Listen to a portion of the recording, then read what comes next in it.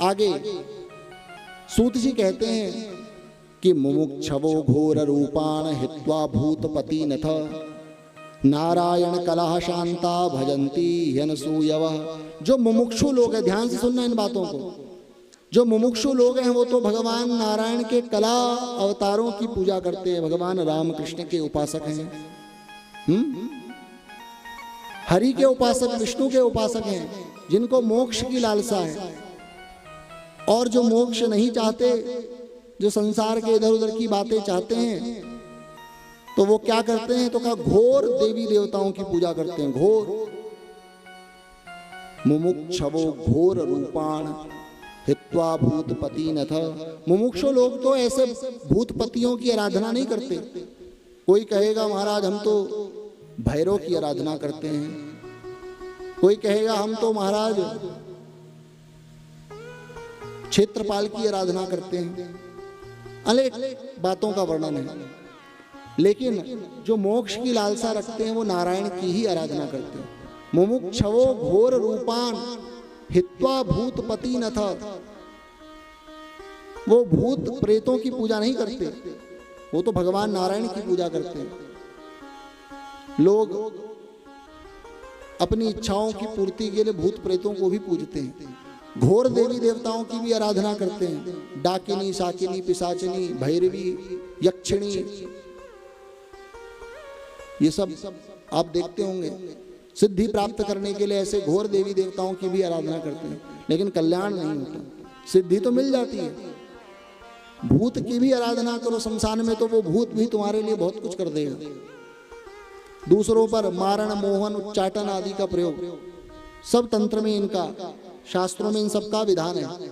लेकिन भगवान का भजन करने वाले मोक्ष चाहते हैं, तो इसलिए भगवान नारायण की ही वो आराधना करते हैं। रजस्तमः प्रकृतयः समशीला भजन्ति वै। आगे सूत जी कहते हैं जिसकी जैसी प्रकृति होती है वो उसी देवी देवता की आराधना करता है। जिसकी जैसी प्रकृति वो वैसे ही देवी देवता की आराधना करेगा। भगवान नारायण के भक्त जो हैं वो सतोगुण हैं, रजोगुणी ब्रह्मा। और कहा यदन्नः यस्य यदन्नः, जिसका जैसा देवता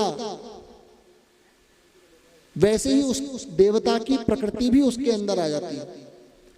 भैरव की आराधना करने वाले, काली की आराधना करने वाले, भूत प्रेतों की आराधना करने वाले और तमाम जो तामसी देवी देवता हैं, क्योंकि देवताओं में भी कोटि है।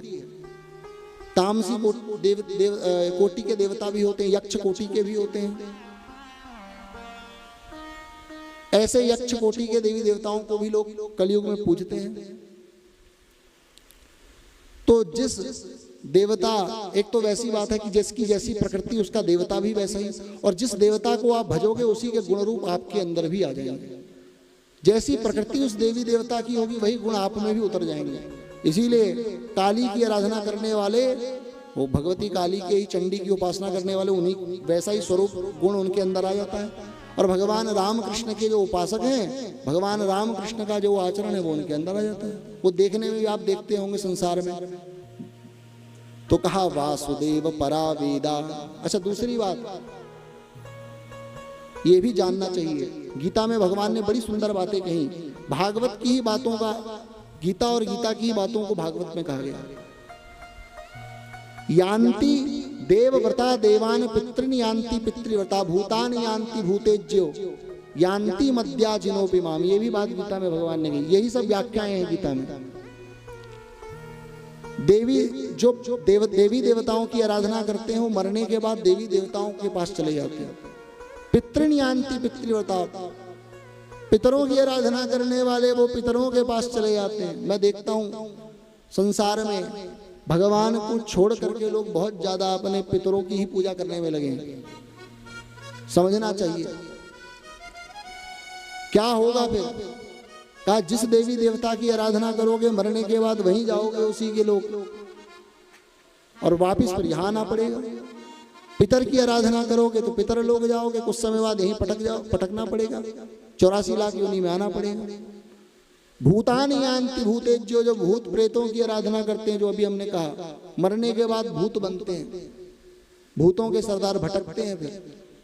इसीलिए जो भूत प्रेत की आराधना करने वाले हैं, भले ही वो थोड़ी सिद्धि दिखा दें आपको, चमत्कार दो चार मन की बातें बता दें, मरने के बाद वही। अच्छा, ऐसे लोगों का बुढ़ापा बड़ा खराब होता है।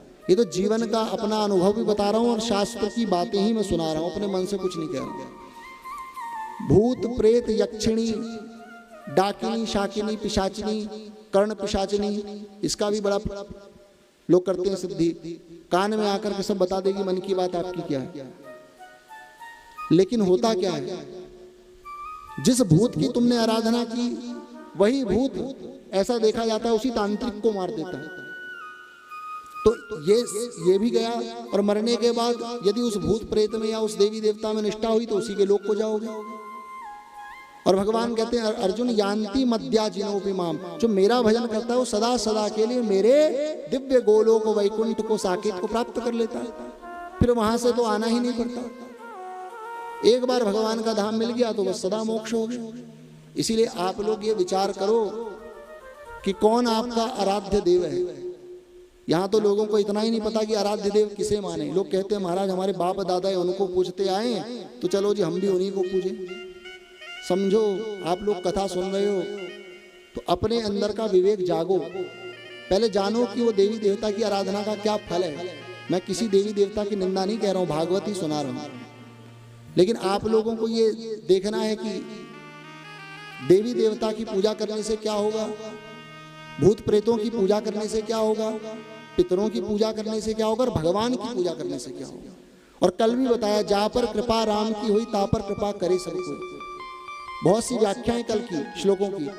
तो भगवान को प्रणाम कर दोगे तो सबको प्रणाम हो जाएगा, अलग अलग से किसी को प्रणाम करने की आवश्यकता नहीं। भगवान की आपने आराधना कर दी तो सारे देवी देवता आप पर कृपा करेंगे। तो इस प्रकार सूत जी ने ये बताया। आगे भगवान के अवतारों का वर्णन किया।